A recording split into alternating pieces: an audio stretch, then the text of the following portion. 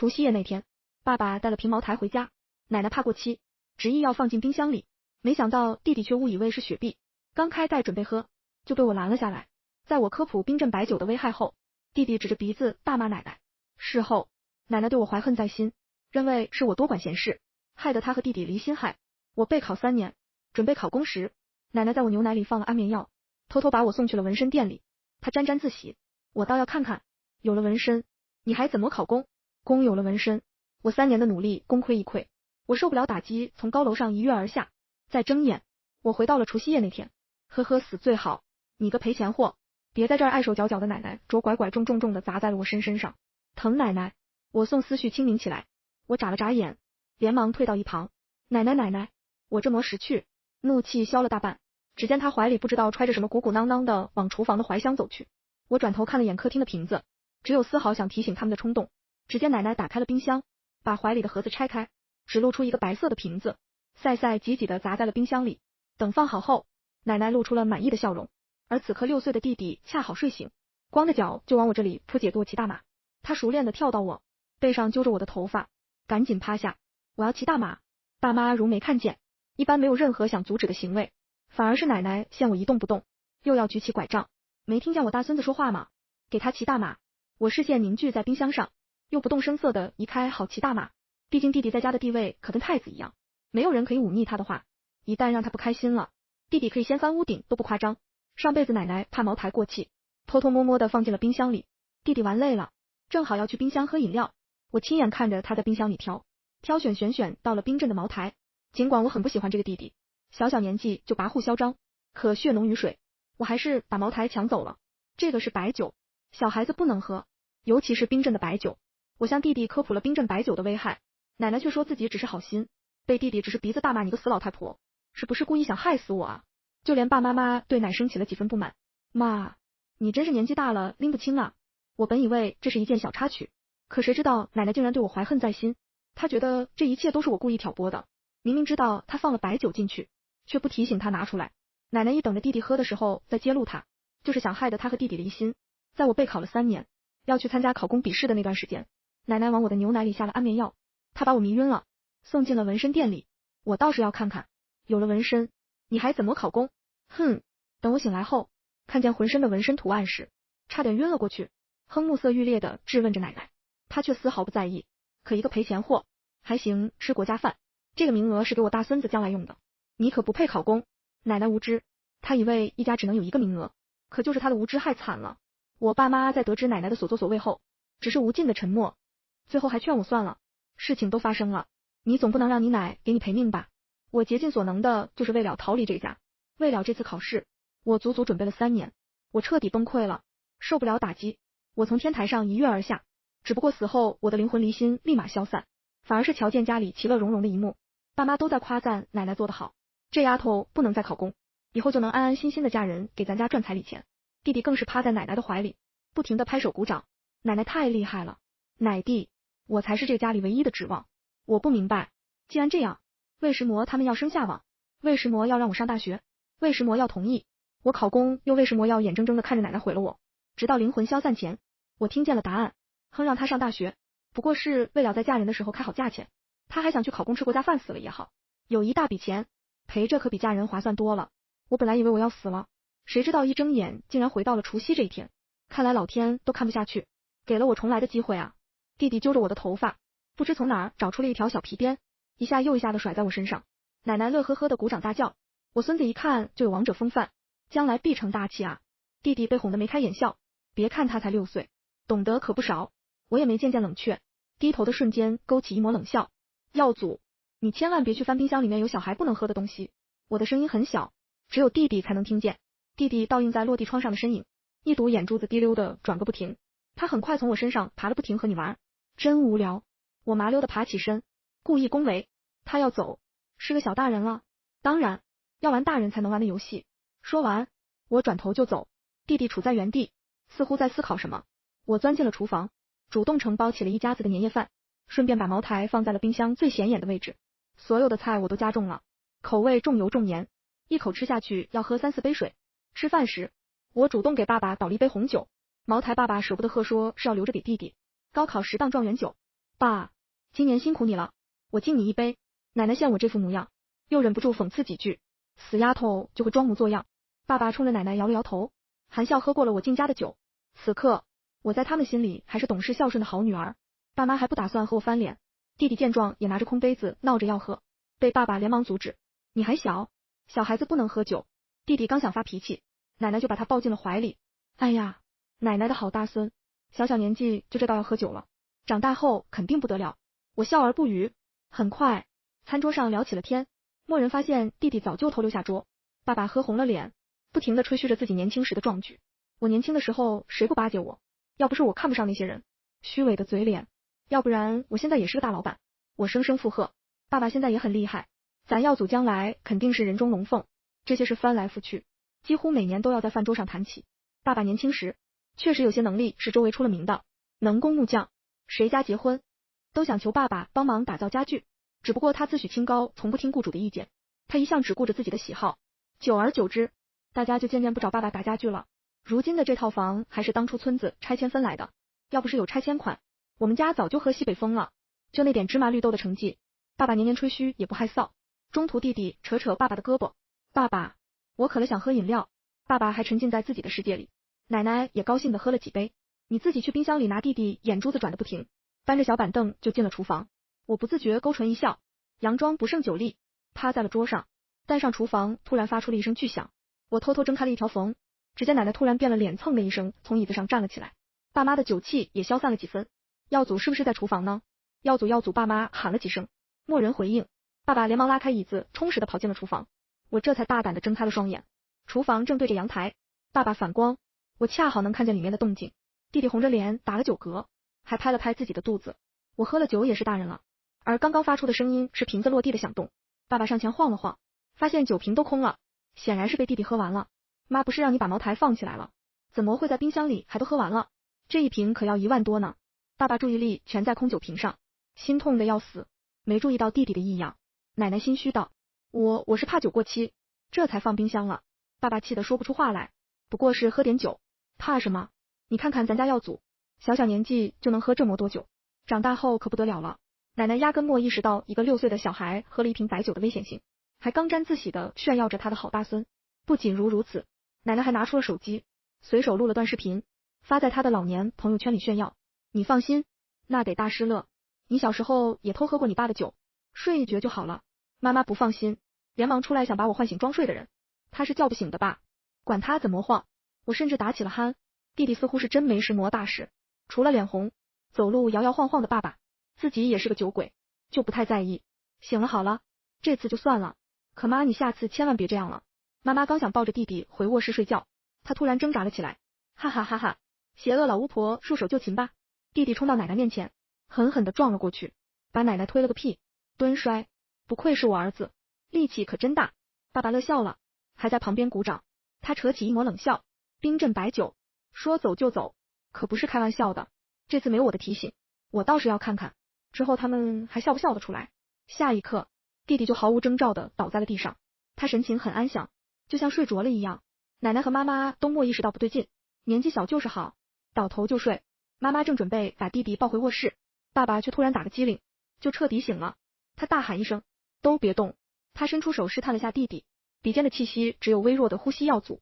爸爸的脸色瞬间变得苍白，紧张的呼唤着弟弟的名字，却没有得到任何回应。而这一刻，奶奶和妈妈终于意识到了事情的严重性，赶紧打120啊，还愣着干什么？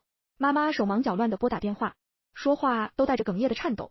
而我也是手该醒来了，我迷迷糊糊的睁开眼，踏着虚浮的脚步走了过去啊。耀祖怎么躺在地上？妈妈见我醒了，宛如找到救命稻草一样，死死的抓着我的手，快，你弟弟他一个人喝了一瓶白酒，然后就昏迷不醒了。我瞪大了眼睛，家里哪来的白酒？怎么会被耀祖拿到？他这么小一个孩子喝了一瓶白酒，那是要出大事的。奶奶更害怕了，瞬间脸色全白。被我这么一说，爸妈总算想起了罪魁祸首。妈妈红着眼愤怒的对着奶奶大吼，妈，你为什么要这么做啊？要是耀祖被你害了，我不会放过你的。我不自然的眨了眨眼，还真是讽刺啊。上一时我跳楼时，妈妈在乎的是巨额赔偿，可弟弟如今出事了，他却一副恨不得要杀人的样子。原来被爱是这样的吗？我看着倒在地上逐渐僵硬的弟弟，心里没有丝毫的同情。救护车来得很快，爸妈和奶奶跟上了救护车，我被遗落在家里。我没有急着去医院，而是先找到了我的手机，点开某音的搜索栏，大人能怎么做？大人能做什么？喝了酒就能长大吗？我不动声色地清除了搜索记录，把手机放回了自己兜里，才不紧不慢地赶去了医院。外面热闹非凡，烟火绽放，而医院的手术室外，爸妈紧张地祈祷着弟弟平安。新的一年，全家都是在医院度过的。等了好久，手术室的大门才打开，医生下了病危通知书。怎么做家长的，竟然敢给6岁的小孩喝这么多酒？病人现在脑溢血，你们做好准备吧。妈妈一听，瞬间瘫坐在地上。脑溢血怎么可能呢？他不过是喝了点酒，怎么脑袋会出血？你们是不是误判了？奶奶不肯相信，抓着医生的手连连质问。爸爸不耐烦了，用力推开了。奶奶在手术同意书上签字的手都在颤抖，直到天边泛起鱼肚白，手术室的灯总算暗了。长达10个小时的抢救，医生也累得不行，命是保住了，只是很大概率会成为植物人。医生带着歉意地看着我们，要是早点被送来，或许还不至于这样。弟弟被推出了手术室，进了 ICU 病房。爸妈哪怕再无知，在知道植物人意味着什么，弟弟很有可能一辈子醒不了了。对于一个6岁的生命，医生惋惜道，妈去哪怕治疗也很难有清醒的可能，治疗费用也是一笔不小的数目，你们要做好准备。我微微惋惜，原本以为弟弟这次在劫难逃，没想到他还真是命大。要是弟弟莫喝那瓶白酒，或者早点送来医院就好了。我在旁边轻轻叹息话，飘进妈妈耳朵里，她总算想起来了，害死弟弟的罪魁祸首，如果是这个老太婆把白酒放进冰箱里，药祖就不会有机会喝。如果不是她在药祖喝酒后还无知的夸赞，药祖就能提前被送到医院。这一切都是死。老太婆害得妈妈失去了理智，凶狠地朝奶奶扑了过去。死老太婆，都是你害了我儿子。爸妈年纪大了，再加上一夜没睡，不是妈妈的对手，很快就被妈妈压在地上。妈妈像疯魔了一样，对着奶奶左右开弓。为什么死的不是你奶奶？只能无助的哀嚎，双手紧紧护住头部。一旁的护士和医生急忙上前劝阻，试图拉开已经失去理智的妈妈爸爸，冷眼瞧着一切。最后还是我上前把妈妈拉开。可现在重要的是，弟弟他已经出事了，总不能让奶奶给药祖赔命吧。奶奶没想到，如今唯一替他说话的，竟然只有我。他感激地看着我，流下悔恨的泪水。妈奶，这才冷静下来放过了。奶奶对现在重要的是药祖，毕竟弟弟是妈妈9死医生才生下的儿子，怎么可能眼睁睁的放弃呢？现在最重要的就是钱，只有有了足够的钱，弟弟才能寂静治疗，才有清醒的机会。奶奶为了赎罪，主动拿出了自己的棺材，全部交给了爸爸。可奶奶似乎忘了，她不止爸爸一个儿子。妈妈，弟弟住院的是在亲戚群里通知了一遍，又委婉的提起奶奶，把他的存款都给了爸爸。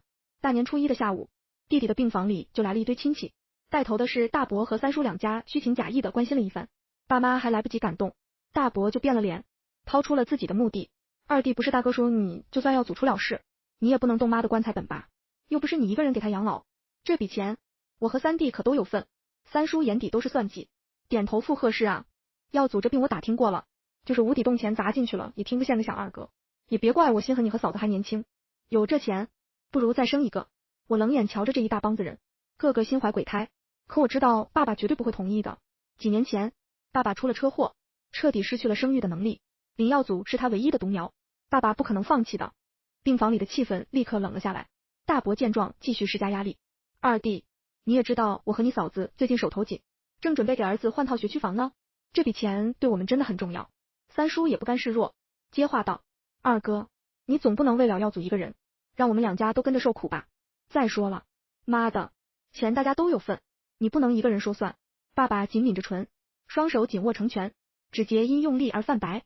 妈妈咬牙切齿地站了起来，你们有没有良心？我家耀祖刚出事，你们就来落井下石。这次说话的是大伯母二弟妹，你这说的什么话？我们只是在要回属于自己的利益。你放心，妈的，钱我们不多，要三家平分你们那份，我们绝对不要。大伯和三叔统一战线，要不到钱，他们恐怕是不走了。爸爸狠下了声望着角落的奶奶妈，这笔人是你的，你说给谁就给谁。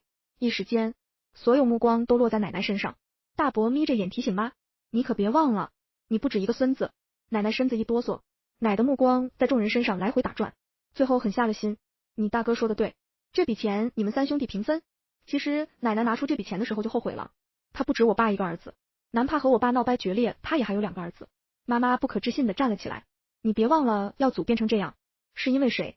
奶奶自然是心虚的，可现在有人给她撑腰，她说话也多了几分底气。难道你要把我的命赔给一个活死人吗？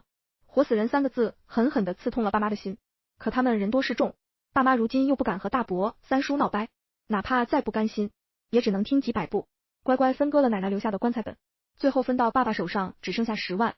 这对于弟弟的病简直是杯水车薪，他如今靠着呼吸机和营养液维持生命，一天就是大几千的流水，更别提后续的治疗费用了。大伯和三叔一家目的达成，也不想再多待下去，大过年的就来医院，真是晦气。爸爸听见了，他死死地攥紧着拳头，却不敢翻脸。爸只觉得讽刺，原来爸爸也有这么窝囊的一面。等亲戚们都走了以后，我掐了把大腿，逼出了眼底的泪花，飞扑到弟弟病床前呜咽，姐姐宁愿一辈子不嫁人，也会一直照顾你，直到你醒来为止。哭着哭着，我多了几分真情实感。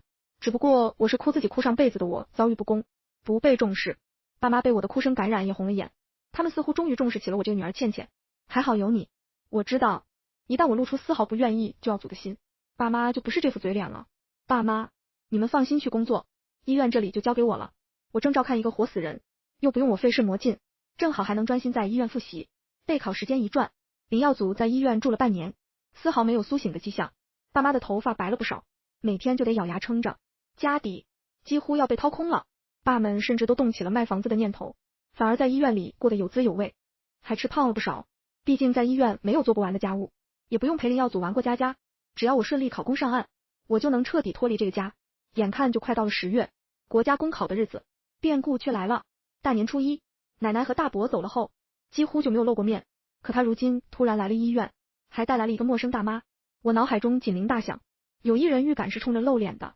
跟在奶奶身后的大妈眉心中有一颗豆粒大小的黑痣，也不用别人招呼，自顾自地走上前，把我从头到脚打量了个遍，然后满意的冲奶奶点了点头。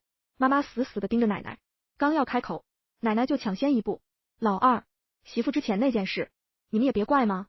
我知道耀祖现在手术缺钱，就不给你们为办法来了，这可是出了名的媒婆，她给倩倩提门好亲事，只要嫁过去，男方就给38万的采智能，让你们减轻不少压力。只不过男方那里也有要求，倩倩嫁过去后就不能出去抛头露脸了，都说嫁出去的女儿泼出去的水，她就一心为婆家考虑。还有，她不是要考什么公务员，也别去考了，女人家家的就应该在家里相夫教子。在奶奶嘴里，我成了一个被买卖的货物。早在弟弟出事时，我就已经想过这个可能了，也不觉得诧异和愤怒，反应更大的是妈妈。这些日子我可莫少潜移默化给她洗脑，我一度表示自己肯定会好好照顾耀祖。爸妈也知道，如果我嫁了人以后，耀祖就真的无依无靠了。奶奶的算盘一开始就打空了，死老太婆，你害了我儿子，还想害我女儿。妈妈拔高了嗓音，语气里再也没有了尊气，恨不得把奶奶生吞活剥。而爸爸恰好出去了，没有人能阻止这场闹剧。这些日子堆积在妈妈心口的怒火，总算有了发泄的对象。妈妈再次和奶奶扭打在了一起，蓦然注意到弟弟呼吸机的管子在打闹中掉落了。等医生察觉到不对劲，进来时，病房里已经乱成了一团，护士喊破了嗓子，也没人听他一句，还是医生喊了保安，才强行把妈奶和奶奶分开。妈生第一时间检查了弟弟的状况，脸色一沉，病人没有心跳了，快上除颤。一病房里乱成一团，医生足足抢救了半个小时，弟弟还是没有恢复生命体征。我们已经尽力了。在医生宣布弟弟死亡后，妈妈白眼一翻，晕了。回去得到消息，赶来的爸爸宛如晴天霹雳，妈妈晕倒了，没人告诉他事情的经过。而此刻知道惹祸了的奶奶，巴不得早点消失。在众人眼中，这和我可没关系，我就是来说媒的，看你干人害事的媒婆突打大哭，大力又自己亲亲关来。这大哥哥，你和你媳妇打了起来，然后你儿子不知怎么救我，一个滑跪在爸爸面前，在奶奶脚便前嚎啕大哭。爸爸，你总算回来了，奶奶不仅想把我卖了，还害死了弟弟。你胡说！奶奶急得就快跳脚了。不是这样的，我也是为了你们好啊。爸爸的脸色瞬间变得铁青，他瞪大眼睛看着奶奶，双手紧握成拳，彷佛在极力克制着内心的愤怒和悲痛。为了我们好，所以你就干脆害死我。儿子，爸爸的声音低沉而沙哑，每一个字都像是从牙缝里挤出来的。说实话，我真怕爸爸一个冲动把奶奶打死了，那就影响我考公了。奶奶哆哆嗦嗦地解释着自己的来意，她再三表明真的和自己没有一点关系。我是你亲妈啊，难道你要杀了我吗？看着爸爸眼底凶狠的恶意，奶奶又丢出了道德绑架，那套爸爸的拳头松了又紧，最后还是无力的放下。不是爸爸对奶奶有多重的情感，而是他不能在失去儿子后还要承担杀母的罪名。人都是自私的，总是要最大限度的维持自己的利益。更何况林耀祖住院的这半年，难道爸爸就没想过放弃吗？我可听说他在偷偷打听人工取精受卵的事。看到爸爸屈服的模样，奶奶露出了满意的笑。他又就是重提，打起了我终身大事的主意。现在耀祖也没了，倩倩也没了牵挂，该嫁他。话说到一半，突然卡了壳，直直的往后倒下。爸爸眼疾手快，一把扶住了奶奶。奶奶整个人软绵绵的，像是没了骨头。妈，你怎么了？爸爸的声音里满是惊慌。奶奶脸色苍白，嘴唇微微颤抖着。我头好晕。而爸爸这才注意到，奶奶脑袋后面竟然有个血窟窿，一阵手忙脚乱。奶奶被推进了手术室里。奶伯和三叔接到消息，赶来。奶到底对妈做了什么？大伯一拳打在爸爸眼眶上，两人在手术室门口扭打起来，就连医院的医护人员都烦了。我们家了，3天2头就要闹出点事来，最后还是三叔不出手，把两人分开。妈是在你这里出事的，她的手术费自然不能由我们承担，还有后续的疗养费和治疗费都得你们出。我猜到了，这才是他们来的目的。奶奶出事，他们作为儿子的理应负责。这家人都自私自利，奶奶身体健康的时候巴不得围着她转，可一旦出了点事，就恨不得躲得远远的。爸爸脸都黑了，弟弟如今还在太平间，奶奶就出了事，简直就是雪上加霜。手术室的灯暗了下来，医生说奶奶的头是受到了撞击，莫奶奶的危险不是中风了，这可不是个好消息。大伯和三叔立马甩锅，要爸爸全权负责。爸爸自然想拒绝，而这时妈妈苏醒了，她走上前，声音几乎是从牙缝里挤出来的。老太太，以后就在我们家我来照顾。可以，不过你们作为儿子，总不能一点钱都不出吧？最后大伯和三叔一人出了1万，就算是补偿我家了。可我知道奶奶的日子不好过了。林耀祖的丧事办得很匆忙，按老家的规矩不满8岁不能出祖坟，只能随便找个公墓葬。弟弟，葬礼结束后，总算移到了宫，出了日子上，是我没有顺利参考，这次总算如愿了。笔试的每道题我都得心应手，那些1000多个日夜，我都在等这一天。走出考场时，我的手都在发颤，不是紧张，是兴奋。这次没了奶奶的作妖，一切都格外顺利。爸妈没了弟弟，我成了他们唯一的希望，他们只能盼着我好。笔试成绩很快出来了，我是第1名。奶奶自从被接回家里后，妈妈也不去工作了，整日在家照顾奶奶。说是照顾，不如说是折磨。林耀祖下葬后，妈妈全身心的扑在了折磨奶奶身上，每天她都会给奶奶准备一杯白酒，强行灌进奶奶嘴里。这还不够，妈妈一天只给奶奶吃半碗饭，吃不饱也饿不死。医生说了，中风的老人需要每日精心护理，妈妈也不给奶奶擦拭身子，任由她流脓生疮，在弟弟的卧室里自生自灭。老太婆，你就日日夜夜在耀祖房间里忏悔，我不会让你那么快死的。就连我都看得出来，妈妈的情绪不对劲，这简直就是报复。不过爸爸也不在意，或者说是无视。他之前还抱有幻想，通过科学手段再次生个儿子，可他是年纪大了，再加上常年酗酒，提取不到一点有质量的金子，只能就此放弃。这些都不是我在意的。1个月后，我的面试也结束了，2门第一，被录取是板上钉钉的事。这一切我都瞒着爸妈，直到聘用通知下来，我被派到隔壁县乡任职，爸妈才傻眼了。倩倩，就连你也要抛弃爸爸妈妈吗？妈妈不想我走，她有种直觉，她如果走了，或许他们就会彻底失去这个女儿了。爸爸妈妈只有你了，你能不能不去面对妈妈的恳求？我无情的拒绝了。他们不知道，我等这一天等了足足2世，我总算等来了。这天能名正言顺的离开，他们能在离开后，也不用怕被他们道德束缚，能挺胸抬头的实现自己的梦想。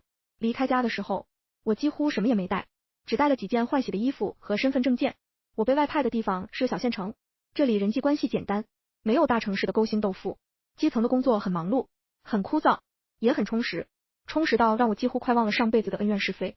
县里足足有几10个乡村，我走遍了大小乡村，几乎1个星期就要穿坏1双鞋子。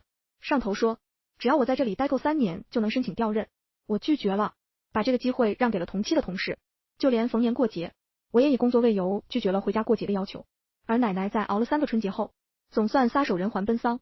那天我也没回去，可没人能说我没良心，我是在为国家鞠躬尽瘁，舍小家为大家。他们不仅不能对我有意见，还得夸我舍生取义。爸妈自然是想我回去，我这些年我除了每个月按时打抚养费回去，他们已经很久没见我了，就算打电话我也不过是匆匆几句就挂断。我从来没明确的表示过不认他们爸妈拿不到我的把柄，他们无奈又痛恨奔丧，当初就不该放我离开，现在在我翅膀硬了，彻底飞走了，我在这里一待就是10年期间，爸妈朝我示弱的，他们似乎终于意识到了自己的错误，意识到了他们之前是如何忽视利用我。他们想向我道歉，想跟我和好，因为他们害怕老了以后没人给他们养老送终。我告诉他们大可不必担心。怎么说？你们也养大了，我养老送终，我还是做得到的多的。你们也别指望，我也给不起。我语气平静，没有丝毫波澜，庞福只是在陈述一个既定事实。在我离开的第10年，妈妈去世了。早在林耀祖去世时，他就耗费了大半的精气神，身体更是大不如前。去世前，他想象我在他还有最后一口气时，我赶回了家里，并退了所有人油，也终于问出了心底的疑虑。耀祖出事的时候，你是不是全都知道？我一怔，想到他也快去世了，没有什么好隐瞒的，我什么都知道。可我没有阻止他听后，眼中闪过一丝复杂的情绪，是失望，也是释然。魏时磨他的声音微弱，庞福一阵风就能吹散我垂下眼帘，心中五味杂陈，因为我恨你们对我的不公，恨你们对林耀祖的偏爱。我做了个梦里，你们阻止我考公，冷眼把我逼死，你们生我养，我只是为了把我卖个好价钱。我把前世的事娓娓道来，有时我都分不清到底是梦还是真实经历。你说我不该恨你们吗？妈妈无力地张了张嘴，我知道她想说什么。我想说耀祖是无辜的，他一点也不无辜。在他死后，我梦到了前世的未来。在我死后，林耀祖彻底被宠成了无法无天的混世大魔王。在他18、8岁成年时，他害死了一个女孩，只因为人家拒绝了他的表白。最后，林耀祖是被女孩的爸爸活活砍死的。这种人渣不值得同情。至于爸妈对他们最大的报应，就是让他们失去最在乎的人，一点点失去生活的希望，最后不甘心的死去。妈妈去世没多久，爸爸也去世了。他检查出来正胃癌晚期，他成什么好痛了？胃发病的时候急痛苦，短短数月，仍旧心如槁木。或许这是上天对他的惩罚吧。尸体被发现的地方是雪地里，他被冻成了一根木棍，死时面容狰狞。法医判定，我爸是喝了酒后发病，活活痛死的。他们也算一家人团圆了，他们也一番狰狞，活成不甘己的救赎。